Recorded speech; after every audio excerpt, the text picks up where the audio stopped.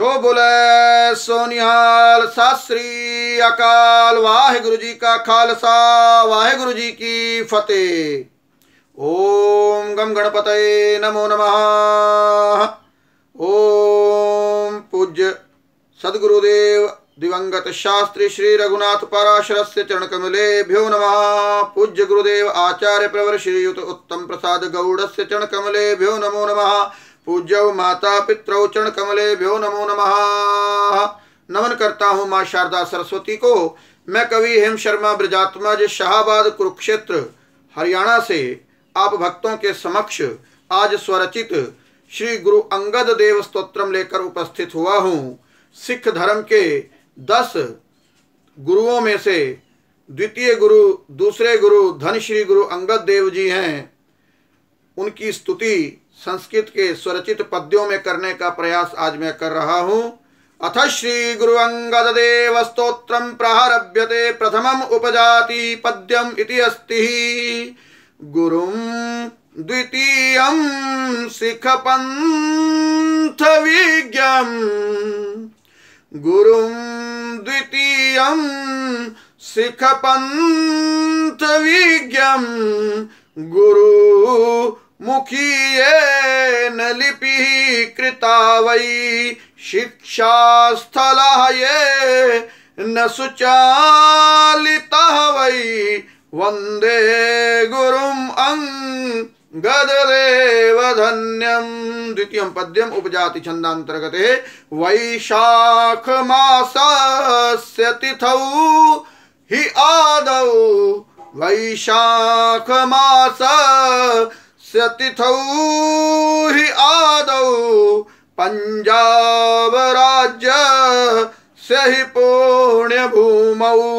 पुरे फिरोजे खलु जन्म यस्य। वंदे गुरुम अंगददेव धन्यम।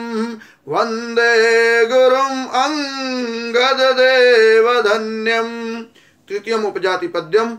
तम ज्ञानिनं नानकदेव शिष्यं। तमात्मबोध हि दीपमेकं। सद्ज्ञान विस्तारकमद्भुतं वै। वंदे गुरुम अंगददेव धन्यम। चतुर्थम इंद्रवज्रा पद्यम इति अस्ति। गोइंदवालम नगरम हियेन। गोइंदवालम नगरम हियेन। तीर्थस्थलं निर्मितमादिमेकं। ग्रंथाश्च नाना रचिताः येन। वंदे गुरुम अंगददेव धन्यम। अथ अंतिमम पंचमम इंद्रवज्रा पद्यम समर्पये। स्तोत्रम गुरोरंगददेव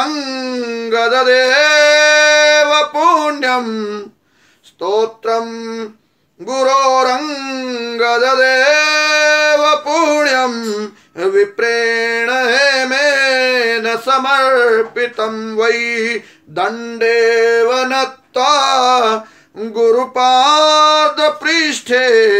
वंदे गुरुम अंगददेव धन्यम। वंदे गुरुम अंगददेव धन्यम।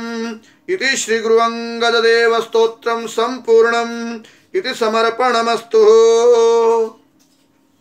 इस स्तोत्र का हिंदी में भी अनुवाद भावार्थ बताने का प्रयास मैं कर रहा हूं। प्रथम पद्य में लिखा कि सिख पंथ के दूसरे गुरु द्वितीय स्थान के गुरु श्री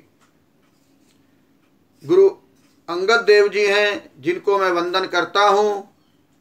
श्री धन श्री गुरु अंगद देव जी के द्वारा ही पंजाबी भाषा की लिपि, जैसे हमारी हिंदी और संस्कृत भाषा की लिपि देवनागरी है, उसी प्रकार पंजाबी भाषा की लिपि गुरुमुखी है। और इस गुरुमुखी लिपि को स्थापित किया, इस गुरुमुखी लिपि का आविष्कार किया धन श्री गुरु अंगद देव जी ने।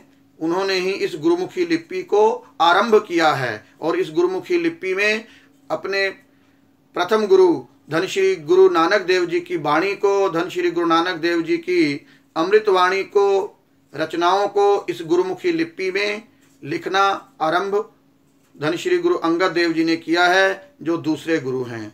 शिक्षा स्थल ये न सुचालिता वही, धन श्री गुरु अंगद देव जी के द्वारा सिख पंथ के लिए, साध संगत के लिए, अपने शिष्यों के लिए शिक्षा स्थान आरंभ किए, विद्यालय आरंभ किए, जिनमें धर्म की शिक्षा दी जाती थी, गुरुमुखी लिपि पढ़ाई जाती थी, पंजाबी भाषा पढ़ाई जाती थी और गुरु नानक देव जी जो प्रथम गुरु थे उनके द्वारा लिखे गए जो अमृत वाणी है, जो धर्म उपदेश हैं, उनको पढ़ाया जाता था। इसके लिए उन्होंने जो है बहुत प्रयास करके ज्ञान प्रदान करने के लिए शिक्षा स्थान अर्थात विद्यालय भी प्रारंभ किए, सुचालित किए। ऐसे धन श्री गुरु अंगद देव जी के चरणों में प्रणाम निवेदित करता हूँ। दूसरे श्लोक में बताया कि वैशाख मास की कृष्ण पक्ष की प्रथम तिथि को, वैशाख मासस्य तिथौ ही आदौ, आदि तिथि अर्थात पहली तिथि को, वैशाख मास की पहली तिथि को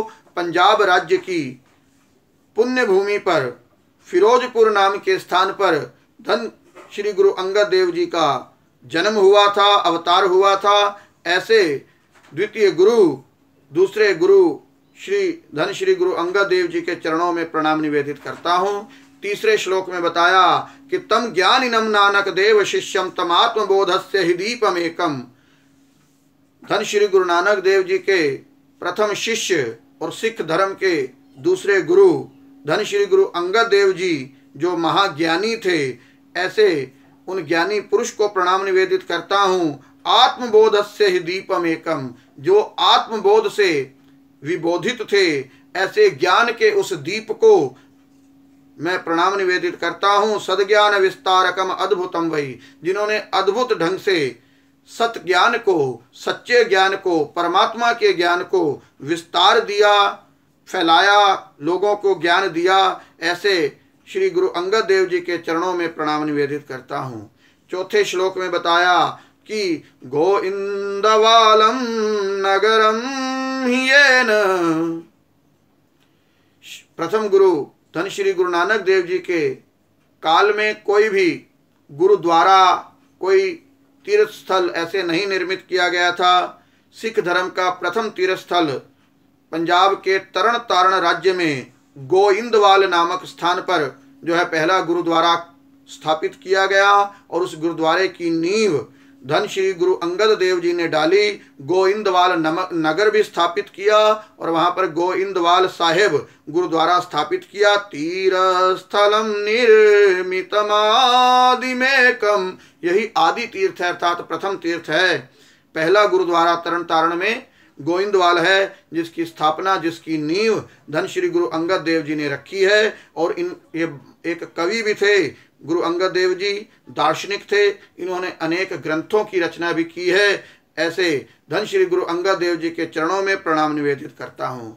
और पांचवें श्लोक में बताया कि यह जो स्तोत्र है गुरु अंगद देव जी का पुण्यमय स्तोत्र विप्र हेम शर्मा द्वारा लिखा गया, समर्पित किया गया है दास के द्वारा। और दंडे वनत्वा गुरुपाद पृष्ठे, ऐसे दूसरे गुरु श्री गुरु अंगद देव जी के चरणों में दंडवत प्रणाम करते हुए, उनके चरणों में प्रणाम निवेदित करते हुए यह स्तोत्र समर्पित करता हूँ। इति समर्पणमस्तु।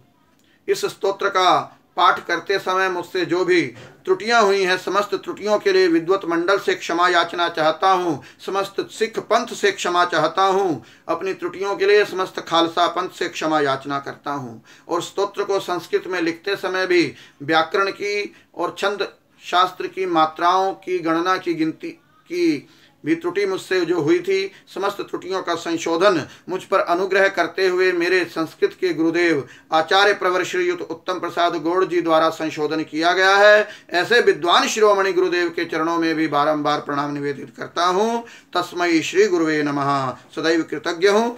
इति समर्पणमस्तु।